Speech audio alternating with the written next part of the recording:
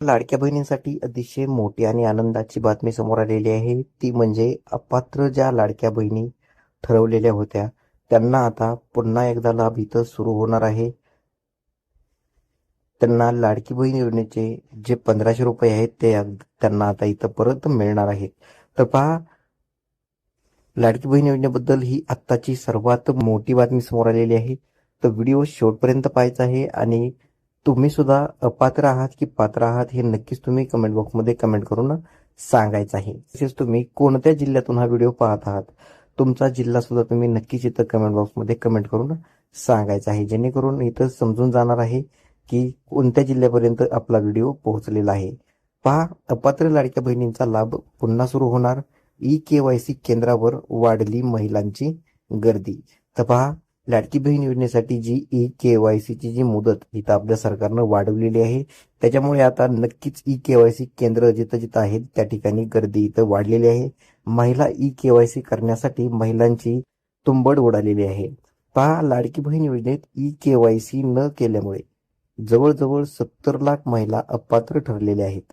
पुन्हा लाभ मिळणार का याबाबत सरकारनं महत्त्वाचं स्पष्टीकरण दिलेलं असून अफवावर विश्वास न ठेवण्याचं आवाहन सुद्धा इथं केलेलं आहे. पहा, म्हणजेच लाडकी बहीण योजनेसाठी ही सर्वात मोठी बातमी असणार आहे.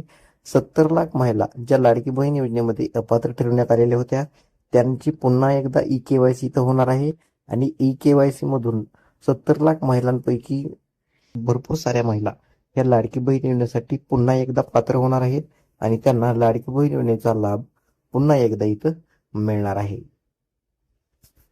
पहा, राज्यातील महिलांना आर्थिक बळकटी, त्यातून उदरनिर्वाहासाठी काहीतरी व्यवसाय सुरू करण्यासाठी सरकारनं मुख्यमंत्री माझी लाडकी बहीण ही योजना सुरू केलेली आहे.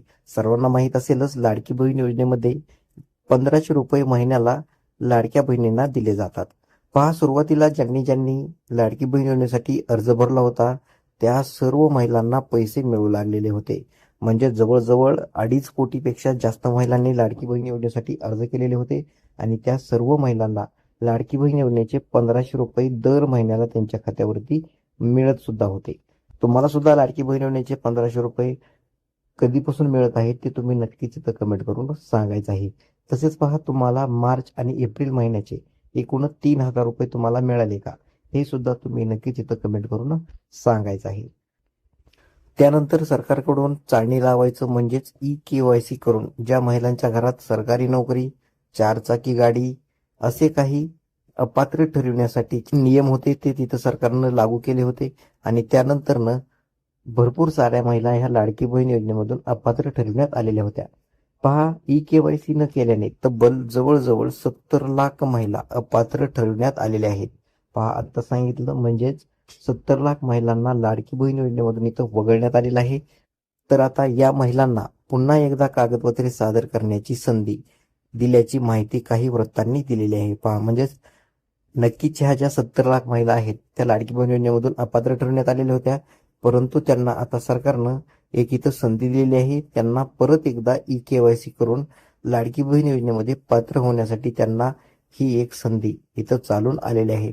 तर पहा, त्यांनी सुद्धा नक्कीच या संधीचं सोनं करून घ्यायचं आहे असं सरकारचं इथं आव्हान आहे.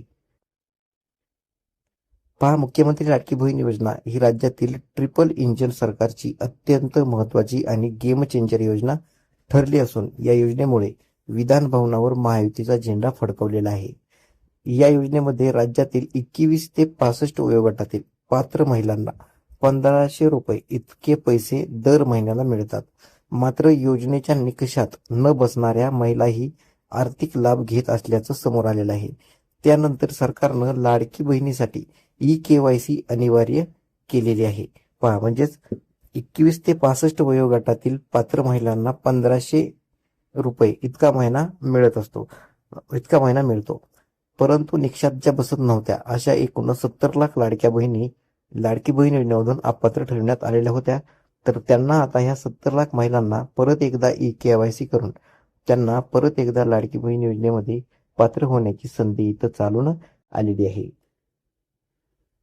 पहा, योजनेमध्ये अपात्र ठरलेल्या आणि ई-केवायसी प्रक्रियेत काही तांत्रिक अडचणीमुळे कागदपत्र सादर करण्यास मुदत दिल्याच्या बातम्या झळकू लागल्या होत्या.